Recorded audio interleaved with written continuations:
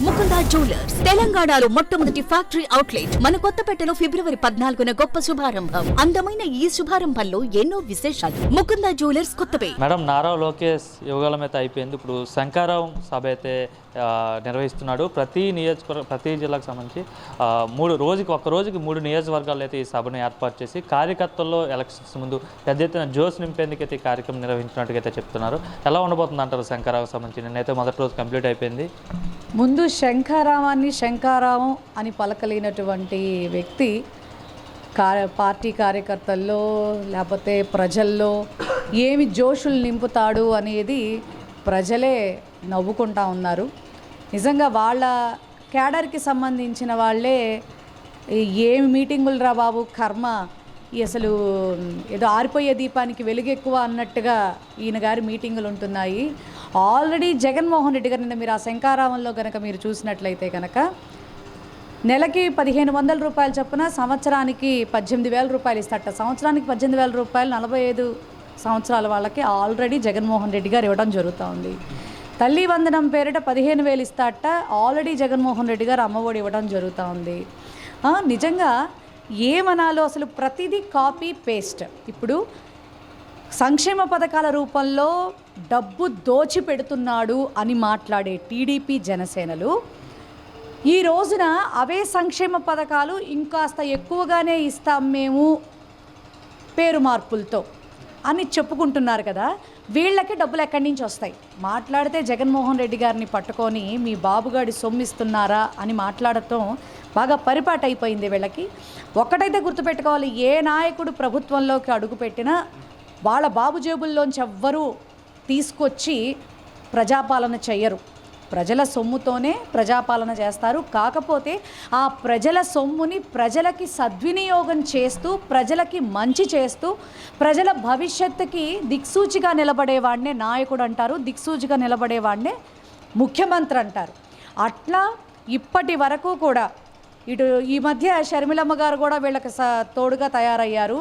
ఆవిడ కూడా తెలిసి తెలియని లెక్కలు చెప్పుకుంటూ గాల్లో లెక్కలు చెప్పుకుంటూ వస్తూ ఉంటుందామా.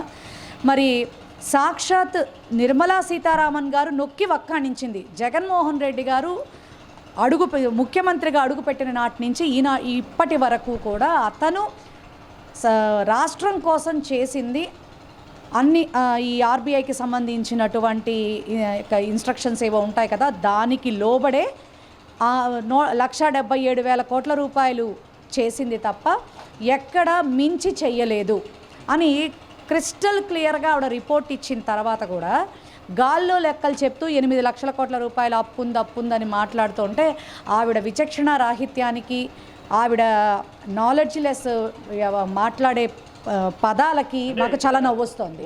ఇంకా లోకేష్ ఈ సంబంధించి శంకరావం సభలో అయితే గతంలో ఏదైతే యువగాలంలో ఎర్రబుక్ ఏదైతే చూపించారో శంకరావంలో కూడా చూపిస్తున్నారు. దీన్ని ఎర్రబుక్ను వదిలే పరిస్థితి లేదు. అలానే ఇందులో ఎవరైతే పేర్లునే వాళ్ళని కూడా వదిలే పరిస్థితి లేదు. ఎట్లయినా మేమే అధికారంలోకి వస్తామని చెప్పి లోకేష్ చెప్తున్నారు.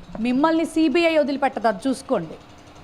మీ నాన్న ఆల్రెడీ స్కిల్ డెవలప్మెంట్ స్కామ్లో 53 రోజులు వెళ్ళాడు, ఉన్నాడు. ఒక 4-5 ఆయనకి షూరిటీ పెడితే తప్ప బయటికి రాలేనటువంటి పరిస్థితి. ఆ టైంలో నిన్నెక్కడ బొక్కలో పెడతారోనని ఢిల్లీ చుట్టూ తిరిగి వచ్చావు నువ్వు. అక్కడ కూడా నువ్వేదో కేసులో ఇరుక్కుంటే ఏదో తెలివితేటలు ఉపయోగించి మళ్ళీ నువ్వు ఇటీవల విదేశాలకు వెళ్ళాడు. విదేశాలకు వెళ్తే అక్కడ వాళ్ళతో ఈయన గారు దొరికిపోవటం జరిగింది. దొరికిపోతే ఏదో డబ్బులు ఏదో దాన్ని మార్పు చేసే ఇదిలో ఇతగాడు దొరికిపోయాడని చెప్పని అక్కడి నుంచి మళ్ళీ ఇక్కడికి రావడానికి ఏదో మళ్ళీ మాయా మర్మం చేసి మళ్ళీ ఏదో ఆంధ్ర రాష్ట్రానికి వచ్చాడు. వీళ్ళ భాగవతాలు ఎవరికి తెలియదని చెప్పని టీడీపీ మరియు జనసేన ఇప్పుడు ఇతరత్ర వాళ్ళందరూ కూడా మాట్లాడుకుంటున్నారు. కానీ ఒక్కటైతే వాస్తవం, నీతిగా, నిజాయితీగా, ట్రాన్స్పరసీగా భగవంతుడు అవకాశం ఇచ్చిన రోజు నుంచి ఈ రోజు వరకు కూడా జగన్మోహన్ రెడ్డి గారు ఆంధ్ర రాష్ట్ర ప్రభుత్వం నుంచి ఖర్చు పెట్టిన ప్రతి రూపాయికి కూడా ప్రజలకి ఎలా ఖర్చు పెట్టాడో జవాబుదారీతనంగా రూపాయి లెక్క అనేది మరి ఆంధ్ర రాష్ట్ర ప్రభుత్వం దగ్గర ఉంది. మరి మీ టైంలో మీరేం చేశారు, మీ టైంలో మీరు ఏం చెందారు అనేది కూడా లెక్క ఉంది. కాబట్టే మీ భాగోతాలన్నీ కూడా బయటపడి 18లోనే మీ భాగోతం బయటపడాల్సిన పరిస్థితి మరి అధికారంలో మీరున్నారు కాబట్టి దాన్ని తొక్కిపెట్టి ఉంచారు. అదే కసి తీర్చుకోవాలి అని చెప్పని అనుకుని ఉంటే వచ్చిన మొదటి సంవత్సరంలోనే మరి అభివృద్ధి మీద సంక్షేమం మీద ఆయన దృష్టి పెట్టకుండా మీ మీద దృష్టి పెట్టుంటే ఈ రోజుకి నువ్వు నీ బాబు జైల్లో ఉండేటటువంటి పరిస్థితి లోకేష్కి ఆసన్నం అయ్యేది. ఇష్టం వచ్చినట్టు నోటుకొచ్చినట్టు మాట్లాడుతూ ఉన్నాడు. ముందు శంఖారావం అని అంటం నేర్చుకో. శంఖారావం ఏంటి? నీ ఏ వనాలో కూడా నీ చచ్చుపుచ్చు నాలిక అది అడ్డదిడ్డంగా తిరుగుతూ చక్కని మాటల్ని కూడా దిక్కుమాలిన మాటలుగా బయటికి తీసుకొస్తూ వాటి విలువల్ని పోగొడుతున్నావు. నువ్వు నాయకుడివి. నీ నాయకత్వంలో ఆంధ్ర రాష్ట్ర ప్రజలు ముందుకెళ్ళాలి.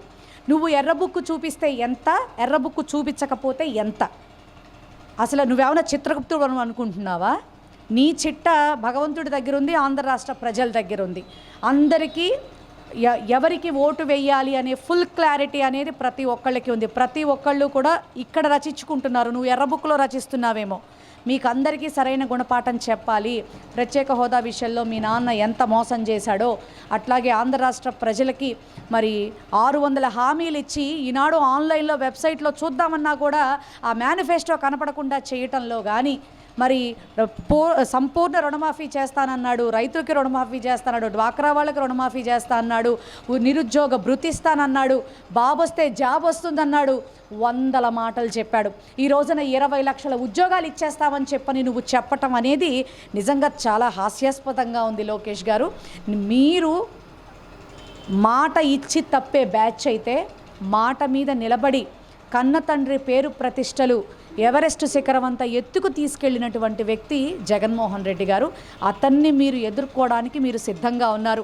నువ్వు జనసేన మాత్రమే కాదు, ఇంకా ఎవరు కలిసొచ్చినా కూడా జగన్మోహన్ రెడ్డి గారి చరిష్మాని తాకడానికి మీకు ఇంకొక 2 పర్యాయాలు పట్టచ్చు.